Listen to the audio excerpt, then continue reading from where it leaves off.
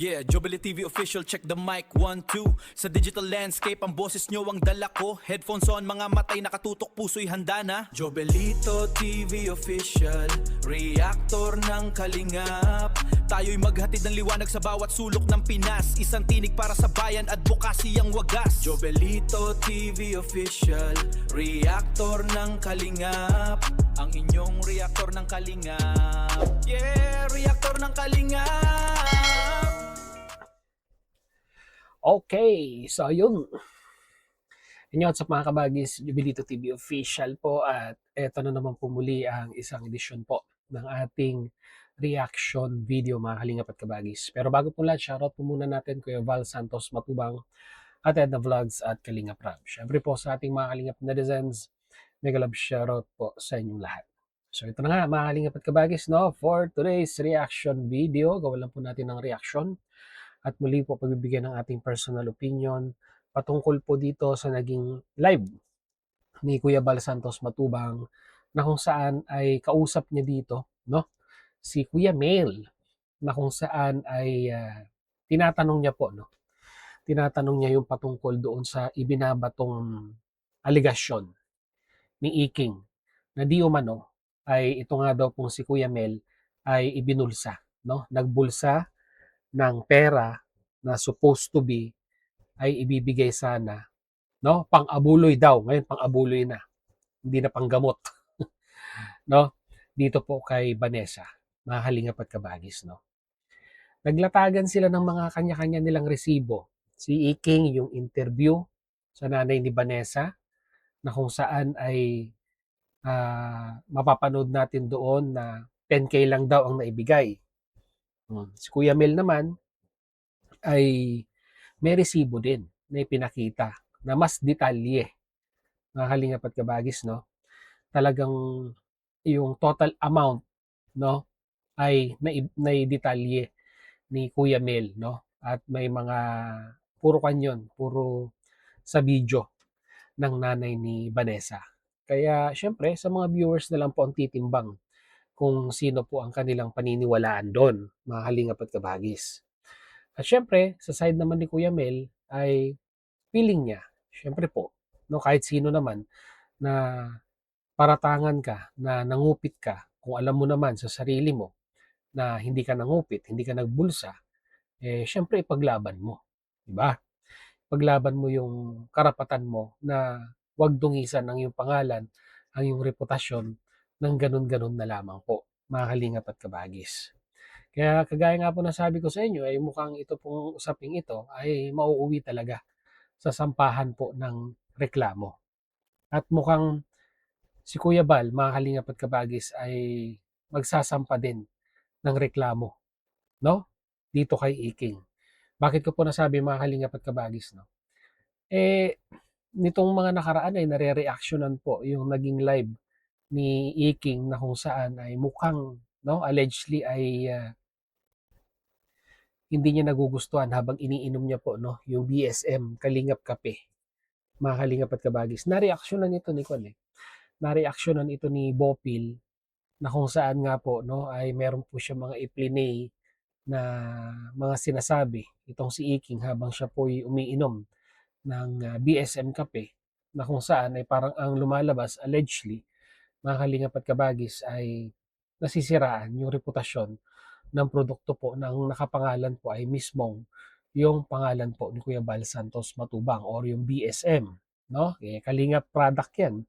Tapos merong individual na sisiraan ng yung produkto na wala naman pong mabigat na sabihin na nating mabigat na dahilan or kadahilanan, eh, pwede pong magsampa ng reklamo yung may-ari ng produkto, mga kalingap at kabagis, kung sa tingin niya po ay wala naman pong katotohanan yung pong ibinabatong aligasyon doon sa kanyang produkto. So mukhang dalawa na po, no, mga kalingap at kabagis, at kumpirmado, mukhang kumpirmado na po na ito pong si Kuya Bal at si Kuya Mel ay magsasampa ng magkaibang reklamo, no? Yung kay Kuya Bal at magkaibang kaso to kasi magkaibang individual eh. Kuya Mel at Kuya Bal. So mukhang dalawang kaso po ang kakaharapin ni Iking dito kung nagkataon, mga kalingap at kabagis. At mukha naman pong masasabi nating ah, kumpiyansa itong si Iking na pwede niyang i-counter itong reklamong ito, nitong dalawang ito, mga kalingap at kabagis, dahil meron po siyang mga nabanggit na ika nga ay magkikita-kita sila dun sa kanyang baluarte, mga kalingap at kabagis, pag natuloy na po itong sampahan ng reklamo na ito. So parang talagang ito, wala na, hindi na scripted to. Wala nang script ito. At nagiging malalim na po ang pinaghuhugutan na magkabila ang panig, at talagang masasabi po nating talagang personalan na, at talagang reklamo kung reklamo, kaso kung kaso, mga kalingap at kabagis. Kaya magpi-play lang po tayo ng konting video clips dito po sa live ni Kuya Bal kanina, at later on saka po natin ipagpapatuloy yung pong ating reaction video, mga kalingap at kabagis. Kaya without further ado, pakinggan at panoorin po natin si Kuya Bal Santos Matubang. Narito po yun.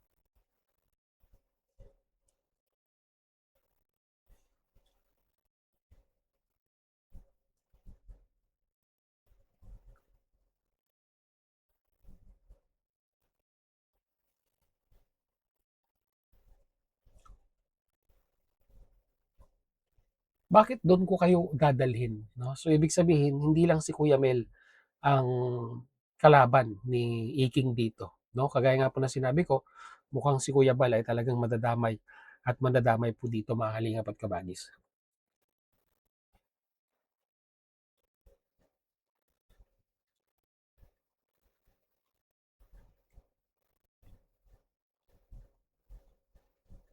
Oops, teka lang, bakit nababanggit ngayon ang pangalan ni Marian dito? Ano bang gustong bigyan ng diin ni Kuya Bal Santos Matubang dito? Bubuhayin na kaya yung natatagong reklamo ni Marian dito po kay Iking allegedly, at gagamitin ay hindi po natin alam, mga kalingap at kabagis. Ang tanong lang dito ay bakit nababanggit ngayon ang pangalan ni Marian, no? Okay, pagpatuloy natin.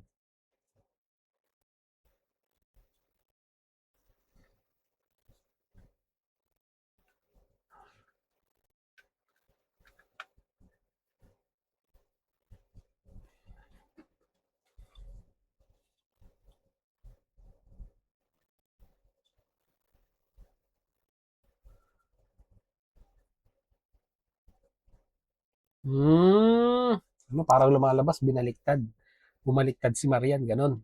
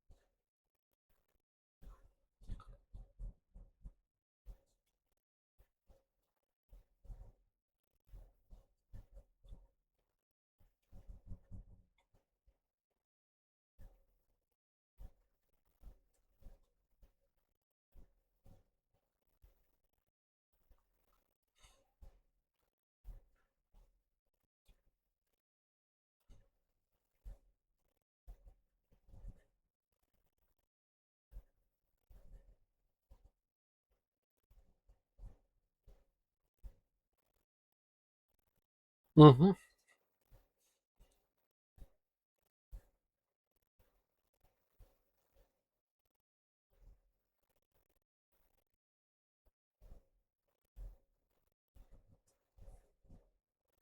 Okay, so yun. Yun lang mga kalingap at kabagis ang kinuha nating video clips dun po sa live ni Kuya Bal kanina.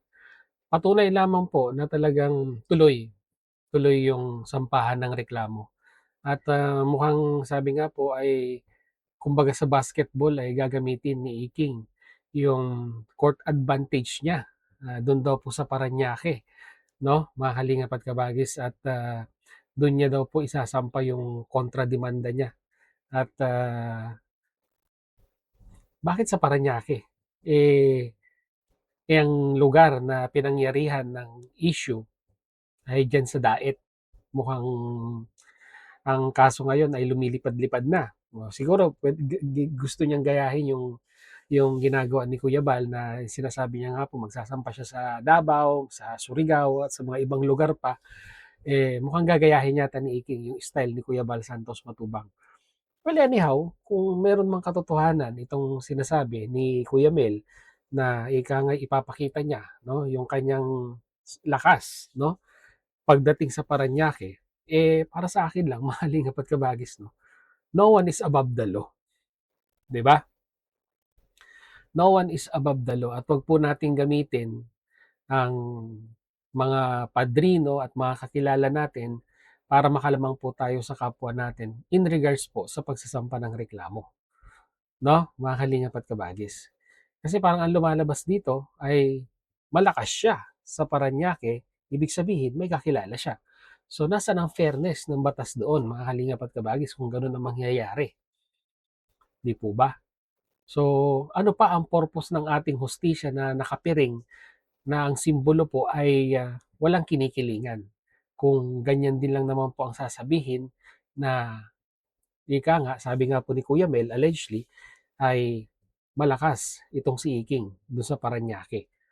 So, shoutout na lang sa mga taga Parañaque at mukhang ito nga po, no, nasisensationalize yung lugar ninyo at parang ang lumalabas po ay palakasan system diyan sa Parañaque at hindi po fair ang pag process ng hustisya. Kasi ganun ang lumalabas dito na sinasabi ni Iking eh, mga kalingap at kabagis. No? Sorry to say na lang po kasi yun po yung pagkakasalaysay ni Kuya Mel na doon siya magpapail ng kontrademanda at doon nga daw po makikita ang kanyang ikangay lakas in regards po sa mga ganitong usapin, mga kalingap at kabagis. No?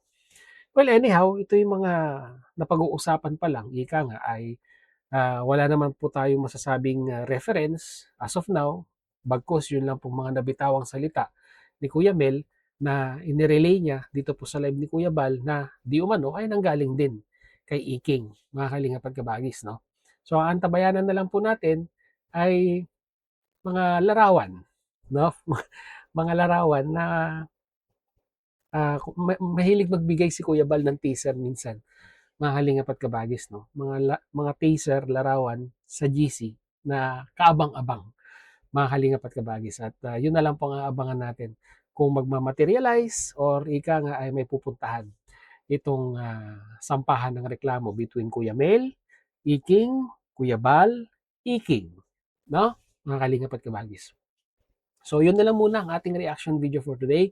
And kagaya po ng dati ay mag-comment na lang po kayo sa ating comment section kung ano naman po inyong masasabi, opinion, reaction dito po sa naging live ni Kuya Bal Santos Matubang. So hanggang dito na lang mga kalingap at kabagis. Kung hindi ka pa nakasubscribe, subscribe mo na po, Jubilito TV Official. Kung nagustuhan mo po ang ating reaction video for today, ay paki-like and share na lang po. So hanggang dito na lang. Once again, this is Jubilito TV Official, proud member po ng Team Kokos at ng Team Bios ng Kalingap. As always, mga kalingap and kabagis, peace, God first. God bless po. Bye!